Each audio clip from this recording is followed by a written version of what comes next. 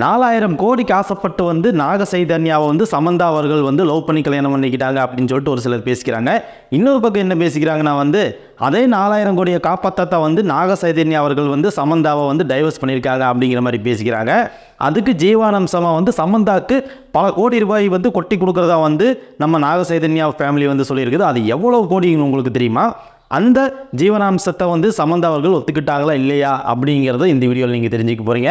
அது மட்டும் இல்லாமல் இப்படி ஸ்ட்ரகிளிங்கான லைஃப்லேருந்து சமந்தா அவர்கள் வந்து எப்படி மீண்டு வெளியே வந்தாங்க அப்படிங்கிறதும் இந்த வீடியோவில் சொல்ல போகிறேன். அது மட்டும் இல்லாமல் சமந்தாவோட அடுத்த கட்ட நடவடிக்கை என்னவாக இருக்குது, அவங்களோட லைஃப்பில் என்ன டிசிஷன் எடுத்திருக்காங்க அப்படிங்கிறதையும் நான் வந்து இந்த வீடியோவில் சொல்ல போகிறேன். அது மட்டும் இல்லாமல் சமந்தா அவர்கள் வந்து வாலண்டரியாக ஒருத்தர் வந்து நான் மேரேஜ் பண்ணிக்கிறேன் அப்படிங்கிற மாதிரி ஒருத்தர் வந்து கேட்டிருக்காரு. அதுக்கு சமந்தா என்ன பதில் சொல்லியிருக்காங்க அப்படிங்கிறதையும் நீங்கள் தெரிஞ்சுக்க போகிறீங்க.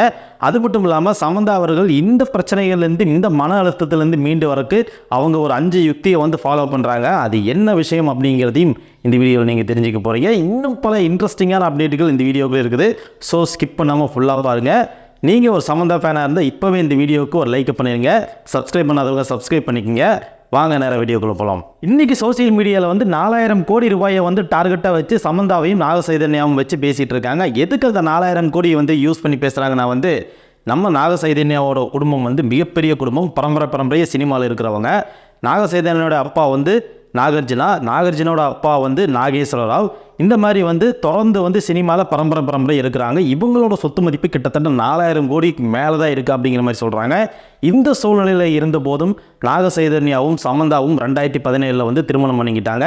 அப்படி ஒரு மிகப்பெரிய ஃபேமிலியாக, மிகப்பெரிய கோடீஸ்வரர்களாக, மிகப்பெரிய சினிமாவில் ஒரு ஆண்ட பரம்பரையாக இருக்கிறவங்க சென்னையில் பல்லாவரத்தில் ஒரு மிடில் கிளாஸில் பிறந்த சமந்தா அவர்களுக்கு எப்படி ஓகே சொன்னாங்க அப்படிங்கிறத இங்கே ட்விஸ்ட்டு.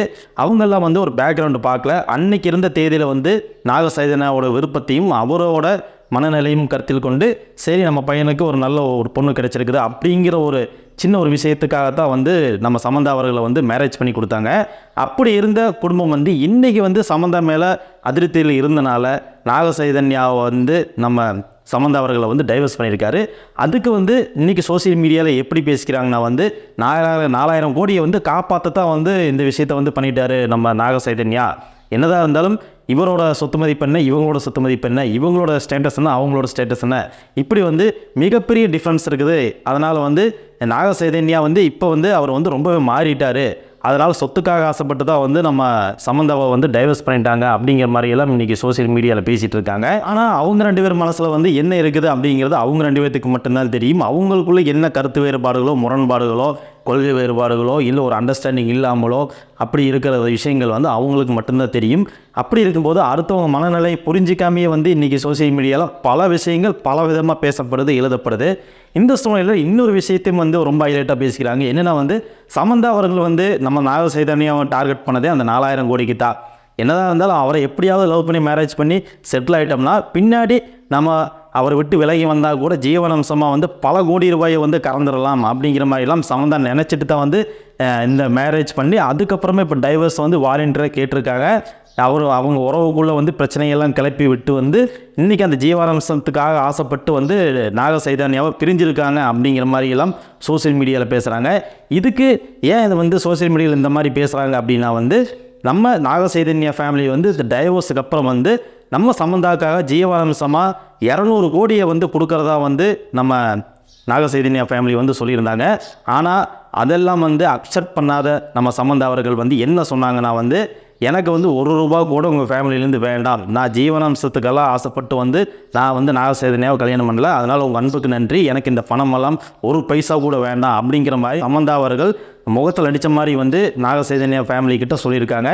இந்த விஷயத்தை வந்து சோசியல் மீடியாவில் பல்வேறு விதங்களாக வந்து பிரித்து பேச ஆரம்பிச்சிட்டாங்க. ஏன்னா வந்து சமந்தாவோட பார்வையில் வந்து அவங்க வந்து பணத்துக்கு ஆசைப்படாத ஒரு பொண்ணாக தான், ஒரு நடிகையாக தான் வந்து இருந்திருக்காங்க. ஆனால் சோசியல் மீடியாவில் பேசிக்கிறது எல்லாமே வந்து பணத்துக்காக ஆசைப்பட்டு தான் வந்து நம்ம சமந்தா அவர்கள் நாக சைதன்யாவை கல்யாணம் பண்ணிட்டாங்க. இன்றைக்கி பிரிஞ்சதும் அதே பணத்துக்காகத்தான் அப்படிங்கிற மாதிரிலாம் பேச ஆரம்பிச்சிட்டாங்க. சமந்தா அவர்களுக்கு இந்த பணத்து மேலே ஒரு துளி கூட ஆசை இல்லை. ஏன்னா வந்து சமந்தா அவர்கள் சென்னை பல்லாவரத்தில் ஒரு மிடில் கிளாஸில் பிறந்த ஒரு பொண்ணு. அவங்க வந்து ஒரு மிடில் கிளாஸ்னால் ஒரு லோவர் மிடில் கிளாஸ்னு சொல்ல முடியும். அந்த அளவுக்கு ஒரு ஏழ்மையான குடும்பத்தில் பிறந்தவங்க. பல நேரங்களில் வந்து சாப்பாட்டுக்கே வழி இல்லாத சூழ்நிலையெல்லாம் கடந்து வந்து சமந்தா வந்திருக்காங்க. சின்ன வயசுலேருந்து ரொம்ப கஷ்டப்பட்டு படித்து 10th சரி +2 சரி காலேஜ்லேயும் சரி நல்ல மார்க்ஸ் ஸ்கோர் பண்ணி அப்படியே அதுக்கப்புறமா வந்து மாடலிங்கில் போந்து மாடலிங் துறையில் கொஞ்சம் கொஞ்சமாக அப்படியே மேலே வந்து அதுக்கப்புறமா சினிமா வாய்ப்பு தேடி சினிமாவில் வந்து தன்னோட முகத்தை மாற்றி பிளாஸ்டிக் சர்ஜரி இந்த மாதிரி வந்து பல விஷயங்களை பண்ணி இன்றைக்கி நடிப்பால் மக்கள் மனசில் மிகப்பெரிய பேர் எடுத்திருக்காங்க. அன்னைக்கு ஒரு சின்ன வீட்டில் சாப்பாட்டுக்கு வழி இல்லாத பொண்ணு வந்து இன்றைக்கி மிகப்பெரிய ஆடம்பரமான வாழ்க்கை, காரு, பங்களா, இந்த மாதிரி சொத்து மதிப்பு இந்த மாதிரி நிறையா சம்பாரிச்சிட்டாங்க. அப்படி இருக்கும்போது அவங்களுக்கு பணத்து மேலே ஒரு துளி கூட நாட்டம் இல்லை அப்படிங்கிறதுல வந்து அவங்க வந்து உறுதியாக இருக்காங்க. அதுக்கப்புறமா நம்ம சமந்தா அவர்கள் வந்து தமிழ் சினிமாவை விட்டு தெலுங்கு, மலையாளம் இந்த மாதிரி மொழிகளில் நடித்ததுக்கப்புறமா வந்து இந்தியா ஃபுல்லாக பிரபலமாயிட்டாங்க. அதுவும் நாக சைதன்யாவை மேரேஜ் பண்ணதுக்கப்புறமா வந்து இந்தியா ஃபுல்லாக வந்து சமந்தானா யார் அப்படின்னு சொல்லிட்டு மூளை முடுக்கில் கூட தெரிகிற அளவுக்கு ஃபேமஸ் ஆகிட்டாங்க. அந்த அளவுக்கு மிகப்பெரிய உச்ச நட்சத்திரமாக வந்து தமிழ்லையும் சரி தெலுங்குலையும் சரி மலையாளத்திலையும் சரி இந்த மாதிரி வந்து ஒரு டாப்பில் இருந்திருக்காங்க சமந்தா அவர்கள். அப்படி இருக்கும்போது இப்போ வந்து இந்த டைவர்ஸ் மேட்டர் வந்து மிகப்பெரிய இஷ்யூவாக போனனால சோசியல் மீடியாவில் எங்கே பார்த்தாலும் சமந்தா நாக சைதன்யாவை பற்றி எதை பேசிகிட்டு இருக்காங்க. அதுக்கப்புறமா இந்த மீடியாக்களும் சும்மா விடுற மாதிரி தெரியல. சமந்தா எங்கே போனாலும் வந்து சமந்தாவோட அடுத்த நடவடிக்கை என்னவாக இருக்குது, அடுத்து என்ன செய்ய போகிறாங்க, அவங்க எதுக்காக பிரிஞ்சாங்க, இல்லை சொத்துக்காக தான் ஆசைப்பட்டாங்களா, இந்த மாதிரி பல்வேறு விஷயங்களை வந்து சமந்தா பின்னாடியே போய் எதனால் பிரிஞ்சிங்க, என்ன பிரச்சனை, உங்கள் பிரிவுக்கு காரணம் என்ன, இந்த மாதிரி போகிற இடமெல்லாம் வந்து சமந்தா அவர்களை ஸ்ட்ராஜரி பண்ணியிருக்கிறாங்க. இதுக்கெல்லாம் வந்து ரொம்ப சைலண்ட்டாகவே பல வருடங்களாக கிட்டத்தட்ட ஒரு 8 மாதம் 9 மாதமே வந்து அவங்க வெளியே எங்கேயுமே போகல அப்படிங்கிறது உண்மை. அதுக்கப்புறமா அவங்களோட ஹெல்த் இஷ்யூவும் மிகப்பெரிய அளவில் வந்து பாதிக்கப்பட்டுச்சு. அவங்களோட ஸ்கின் பார்த்திங்கன்னா வந்து அப்பப்போ வந்து மாற்றங்கள் ஏற்படுத்திகிட்டே இருந்தது. அவங்களுக்கு இது ஒரு மிகப்பெரிய பிரச்சனையாக இருந்தது. மிகப்பெரிய பிரச்சனைகளுக்கு காரணமாக இருந்தது என்னென்னா வந்து இந்த சர்ஜரியெல்லாம் பண்ணனால அவங்களோட உடம்பு வந்து ஒத்துக்கலையோ அப்படிங்கிறதா வந்து இன்றைக்கி வந்து அது மிகப்பெரிய பிரச்சனையாக இருக்குது. ஏன்னா வந்து அவங்க இந்த சர்ஜரி பண்ணனாலேயோ இல்லை அவங்களுக்கு சின்ன வயசுலேருந்து ஒரு சின்ன டிசீஸ் இருந்திருக்கும் போல் ஸ்கின்னில் வந்து அடிக்கடி வந்து சேஞ்ச் ஆகிட்டே வருது. அப்பப்போ வந்து ஃபேஸ் வந்து குல்டாகுது, ஒல்லி ஆகுது, இந்த மாதிரி மாற்றங்கள் நடந்துகிட்டே இருக்குது. இதையெல்லாம் வந்து இந்த ஒரு பிரச்சனையும் வந்து இப்போ வந்து சைடில் போயிட்டு இருந்தனால சமந்தா அவர்களால் வெளியவே வர முடியல. அப்படி மீறி வெளியே வந்தால் கூட இந்த சோசியல் மீடியாக்கள் வந்து சும்மா விடுறதில்ல, அவங்கள போய் ஏதாவது ஒரு தொந்தரவு கொடுத்துட்டே இருக்காங்க.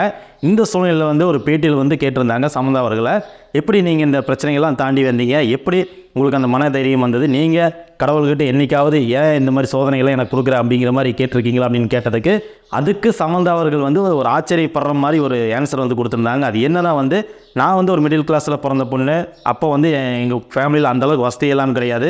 அதுக்கப்புறம் நான் சினிமாவில் வந்தேன், நடித்தேன், கஷ்டப்பட்டேன். அதுக்கப்புறமா காரு வந்தது, பங்களா வந்து இந்த மாதிரி நல்லா செட்டில் ஆகிற அளவுக்கு வாய்ப்பு கிடைச்சது. இன்றைக்கி ஒரு மிகப்பெரிய உச்ச நட்சத்திரமாக இருக்கிறேன். ஆனால் அதையெல்லாம் போய் நான் கடவுள்கிட்ட எதுக்கு இதெல்லாம் கொடுத்தேன்னு சொல்லி ஒரு நாள் வந்து கடவுளுக்கு நான் சொன்னதும் இல்லை, அதுக்கு நன்றி சொன்னதும் இல்லை. ஆனால் இப்போ இருக்கிற பிரச்சனைகளாகட்டும், இப்போ இருக்கிற எனக்கு வர்ற இடர்பாடுகளாகட்டும், இந்த மாதிரி முக்கியமாக நான் வந்து வேதனைப்படுற அளவுக்கு நடக்கிற சம்பவங்களாகட்டும், இதையெல்லாம் போய் நான் கடவுள்கிட்ட ஏன் எனக்கு இந்த பிரச்சனையெல்லாம் கொடுத்தேன், ஏன் எனக்கு இந்த துயரங்களெல்லாம் கொடுத்தேன்னு சொல்லி கடவுள்கிட்ட கேட்கறது அந்தளவுக்கு நியாயமாக இருக்குது. அது அதனால் வந்து நான் கடவுள்கிட்ட எதுவுமே நான் கேட்கல அப்படிங்கிற மாதிரி ஒரு செப்பல் சாட்டு வந்து நம்ம சமந்தா அவர்கள் வந்து கொடுத்துருக்காங்க. இன்னொரு பக்கம் பார்த்தீங்கன்னா நாக சைதன்யா அவர்கள் வந்து சோபிதா துலிபாலா அப்படிங்கிற ஒரு மாடல் ஆக்ட்ரஸை வந்து நிச்சயதார்த்தம் பண்ணியிருக்காரு.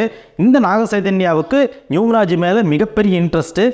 லயன் போர்ட்டல் அப்படிங்கிற ஒரு நியூமராலஜியில் வந்து 8 வந்து முடியும். இந்த கூட்டுத்தொகை வந்து 8 வந்து முடியும். இந்த லயன் போர்ட்டல் அப்படிங்கிற ஒரு நியூமராலஜி வந்து மிகப்பெரிய ஃபேமஸ். அந்த நாளில் வந்து அவங்க நினைக்கிற காரியத்தை செஞ்சாங்கன்னா வந்து அது மிகப்பெரிய அளவில் சக்ஸஸ் ஆகும் அப்படின்னு சொல்லி நாக சைதன்யா அவர்கள் வந்து நம்புகிறாரு. அப்படி இருக்கிற போது இதே 8ஆம் தேதி 8 முடிகிற ஒரு நாள் அன்றைக்கி தான் வந்து நம்ம சமந்தா அவர்கள் வந்து நாக சைதன்யா வந்து ப்ரொப்போஸ் பண்ணதாக வந்து பேசிக்கிறாங்க. அதே கூட்டுத்தொகை 8 வர்ற அன்றைக்கே தான் இந்த ஆகஸ்ட் 8ஆம் தேதி வந்து நம்ம நாக சைதன்யாவுக்கும் சோபிதா துலிபாலாவுக்கும் நிச்சயதார்த்தம் முடிஞ்சிருக்குது. இதை பார்க்கும்போது வந்து நாக சைதன்யா அவர்களுக்கு வந்து இந்த நியூமராலஜி மேலே மிகப்பெரிய இன்ட்ரெஸ்ட் இருக்குது அப்படிங்கிறத வந்து வெளிப்படுத்தியிருக்கிறாரு. அது வந்து சமந்தாவுக்கு ஒரு எரிச்சல் ஊட்டுற விஷயமாக கூட அதே 8ஆம் தேதி வந்து இந்த சோபிதா துலிபாலாவோட என்கேஜ்மெண்ட் முடிஞ்சனால சமந்தாவுக்கு இது ஒரு மிகப்பெரிய எரிச்சல் ஊட்டுற விதமாக இருக்கட்டும்னு சொல்லி நாக சைதன்யா இந்த மாதிரி பண்ணியிருக்காரு அப்படிங்கிற மாதிரி எல்லாம் வந்து இன்றைக்கி சோசியல் மீடியாவில் பேசிக்கிறாங்க. சமந்தா அவர்கள் வந்து ரொம்ப டிப்ரெஷனில் இருந்த பீரியடில் ஆகட்டும், அவங்க வந்து அவங்க ரிலேஷன்ஷிப்லேருந்து வெளியே வந்து டைவர்ஸ் ஆகி வந்ததுக்கப்புறமா வந்து இப்போ வரைக்கும் சமந்தா அவர்களுக்கு கூடவே இருக்கிறது அவங்களோட ஃபேன்ஸ் தான். சமந்தாவுக்கு இந்த மாதிரி விஷயம் நடந்தது கேள்விப்பட்டு நாக சைதன்யாவை வந்து சோசியல் மீடியாவில் வறுத்தெடுக்காத ஆளே கிடையாது. அந்த அளவுக்கு சமந்தாவோட ஃபேன்ஸ் எல்லாம் போய் நாக சைதன்யாவை வந்து ட்விட்டர்லேயும் சரி இன்ஸ்டாகிராம்லேயும் சரி பயங்கரமாக கழுவி ஊற்றுனாங்க. உனக்கு நாக சைதன்யாவை வந்து உனக்கெல்லாம் இந்த மாதிரி ஒரு பொண்ணு கிடைக்குமா, சமந்தாங்கிறவங்க எவ்வளோ பெரிய பொண்ணு தெரியுமா, இந்த மாதிரி ஒரு லைஃப் பார்ட்னர் கிடைக்கிறதுக்கு நீ கொடுத்து வச்சிருக்கணும், நீ லைஃப்லேயே வந்து மிகப்பெரிய ஒரு ஆப்பர்ச்சுனிட்டி மிஸ் பண்ணிட்ட, யூ லாஸ்ட் த டைமண்ட் அப்படிங்கிற மாதிரிலாம் வந்து அவங்களோட ஃபேன்ஸ் எல்லாம் பயங்கரமாக நாக சைதன்யாவை போட்டு வறுத்தெடுத்தாங்க சோசியல் மீடியாவில். ஆனால் இதையெல்லாம் சைலண்டாக நாக சைதன்யா வாட்ச் பண்ணிகிட்டே இருந்தார். இப்படி எல்லாரும் ரசிகர்கள் எல்லாம் சேர்ந்து ஒன்று கூடி வந்து நாக சைதன்யாவை திசை திருப்பி மனம் மாற முயற்சித்தாலும் கூட நாக சைதன்யாவால் மனம் மாற முடியல. இப்போ வந்து சோபிதா துலிபாலா அப்படிங்கிற ஒரு மாடல் ஆக்ட்ரஸை நிச்சயம் பண்ணிட்டார். அதுக்கப்புறமா கல்யாணம் பண்ண போகிறாங்க. இந்த சூழ்நிலையில் இன்னும் வந்து சோசியல் மீடியாவில் வேறு விதமாகவும் டாக் போயிட்டுருக்குது. அது என்ன பேசிக்கிறாங்கன்னா வந்து இந்த சோபிதா துலிபாலாவும் வந்து நாக சைதன்யா மேலே இருக்கிற அன்புனால கிடையாது, நாக சைதன்யா கிட்ட இருக்கிற அந்த 4000 கோடிக்கு ஆசைப்பட்டதை வந்து இந்த சோபிதா துலிபாலாவும் வந்து இன்றைக்கி வந்து நாக சைதன்யாவை லவ் பண்ணி கல்யாணம் பண்ண போகிறாங்க. அவங்களும் வந்து பணத்தாசை பிடிச்சவங்க தான். அவங்களும் வந்து 4000 கோடி சொத்துக்கு ஆசைப்பட்டதை வந்து நாக சைதன்யாவை வந்து திருமணம் பண்ண போகிறாங்க அப்படிங்கிற மாதிரியும் சோசியல் மீடியாவில் பேசிக்கிறாங்க. இது எந்த அளவுக்கு உண்மைன்னு தெரியல. ஆனால் நாக சைதன்யா வந்து உண்மையாக இருக்கிறாரா இல்லையா அப்படிங்கிறது அவருக்கு மட்டும்தான் தெரியும். சமந்தாவுக்கும் நாக சைதன்யாவுக்கும் இடையில் இருக்கிற ரிலேஷன்ஷிப் என்னவாக இருக்குது, அவங்களும் முறிவு எதனால் வந்தது, கசப்பு எதனால் வந்தது அப்படிங்கிறது அவங்க 2 பேர்த்துக்கு மட்டும்தான் வெளிச்சம் அப்படிங்கிறதா உண்மை. அடுத்ததாக வந்து உடல்நிலையாலும் மனநிலையாலும் ரொம்பவே பாதிக்கப்பட்ட சமந்தா அவர்கள் எப்படி வந்து கம்பேக் ஆனாங்க, எப்படி வந்து திரும்ப பழைய நிலைமைக்கு வந்தாங்க, இயல்பாக இருக்காங்க, எப்படி இதெல்லாம் ஓவர் கம் பண்ண முடிஞ்சது அப்படிங்கிறதுக்கு ஒரு சில உதாரணங்கள் வந்து சொன்னாங்க. நான் இந்த ப்ராக்டிஸ் வந்து ரெகுலராக பண்ண ஆரம்பித்தனால தான் வந்து இன்றைக்கி போல்டாக ஸ்ட்ராங்காக திரும்பவும் வந்து ரீஎன்ட்ரி கொடுத்துருக்குறேன். என்னோடய லைஃப்பில் இப்போ தான் வந்து புதுசாக வந்து நான் வாழ ஆரம்பிக்க போகிறேன் அப்படிங்கிற மாதிரி சொல்லியிருக்காங்க. அந்த முக்கியமான 5 விஷயங்கள் என்னென்னா வந்து மெடிடேஷன், 2வது வந்து ஸ்பிரிச்சுவல், 3வது வந்து கார்டனிங், 4வது வந்து பெட் அனிமல்ஸ், அதுக்கப்புறமா வந்து 5வதாக வந்து ஜிம். இந்த 5 விஷயங்களை வந்து தொடர்ந்து ஃபாலோ பண்ணனால தான் இந்த பிரச்சனைகளெல்லாம் எனக்குள்ளே இருக்கிற மனக்கசப்புகள் எல்லாம் தூக்கி வீசிட்டு இன்றைக்கி வந்து போல்டாக ஸ்ட்ராங்காக வந்து நிற்கிறேன் அப்படிங்கிற மாதிரி சொல்லியிருக்காங்க. என்றைக்குமே வந்து தியானம்ங்கிறது எல்லாத்துக்கும் தேவைப்படுற விஷயம்தான். தியானம் வந்து எல்லாருமே பண்ணால் எவ்வளோ பெரிய மன வலிமையை தாங்கிறதுக்கு உண்டான சக்தி கிடைச்சிடும். ஸ்பிரிச்சுவலுங்கிறது கடவுள் நம்பிக்கை. கடவுள் நம்பிக்கை வந்து எல்லாருக்குமே கம்பல்சரி இருந்தாலும் அப்படி கடவுள் நம்பிக்கை இருந்தால் தான் நம்மளுக்கு நம்ம மேலேயே ஒரு நம்பிக்கை வந்து கூடும் அப்படிங்கிறது வந்து உண்மை. அதுக்கப்புறமா கார்டனிங், என்னதான் வந்து நம்ம தோட்டம் சார்ந்த விஷயங்களை வந்து நம்மளோட அர்ப்பணிப்போட தோட்டக்கலைகளை ஈடுபட்டு நம்ம வந்து ஒரு செடியை நட்டுறது, இல்லை வந்து ஏதாவது ஒரு செடியை புதுசாக வளர்த்துறது, சுத்தம் பண்ணுறது, இந்த மாதிரி விஷயங்கள்லாம் நம்ம பண்ணும்போது நம்மளோட மைண்டு வந்து டைவர்ட் ஆகும். அது ஒரு முக்கிய காரணம். 4வது வந்து என்னென்னு கேட்டிங்கன்னா அனிமல்ஸ், பெட் லவ். நம்ம வந்து என்ன சொல்கிறது, நம்ம கூடவே வளர்த்திச்ச ஒரு நாயாகட்டும், ஒரு கிளியாகட்டும், ஒரு பூனையாகட்டும், இதுகளெல்லாம் அது கூடலாம் வந்து டைம் ஸ்பெண்ட் பண்ணும்போது நம்மளுக்குள்ள வந்து ஒரு புத்துணர்ச்சி கிடைக்கும் அப்படிங்கிறது உண்மை.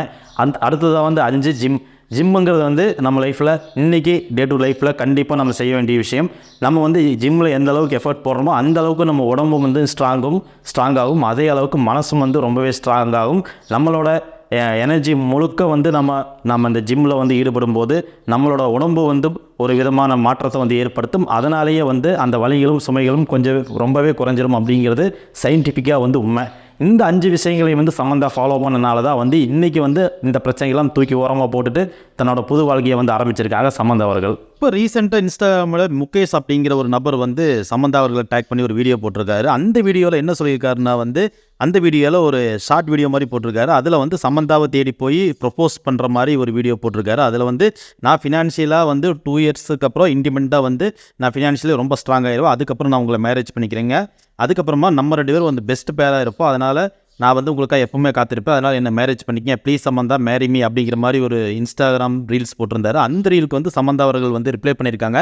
உங்கள் பேக்ரவுண்டில் இருக்கிற ஜிம் வந்து என்னை வந்து ரொம்ப கன்வின்ஸ் பண்ணிடுச்சு, அதனால் நான் இதுக்கு வந்து அக்செப்ட் பண்ணிக்கிறேன் அப்படிங்கிற மாதிரி ஒரு கமெண்ட் வந்து போட்டிருக்காங்க. இந்த விஷயம் வந்து சோசியல் மீடியாவில் ரொம்ப வைரலாக போயிட்டு இருக்குது. ஓகே, இந்த வீடியோவை இதோட முடிச்சுக்கலாம். நீங்கள் சொல்லுங்கள், நாக சைதன்யா சமந்தா இவங்க 2 பேரோட உறவோட முறிவுக்கு என்ன காரணமாக இருந்திருக்குன்னு நீங்கள் நினைக்கிறீங்க அப்படிங்கிறத வந்து கமெண்ட்டில் சொல்லுங்கள்.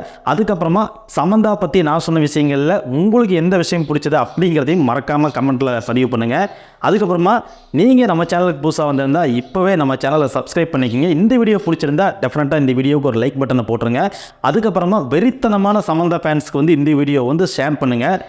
ஓகே, மீண்டும் அடுத்த வீடியோவில் சந்திக்கலாம். நன்றி, வணக்கம்.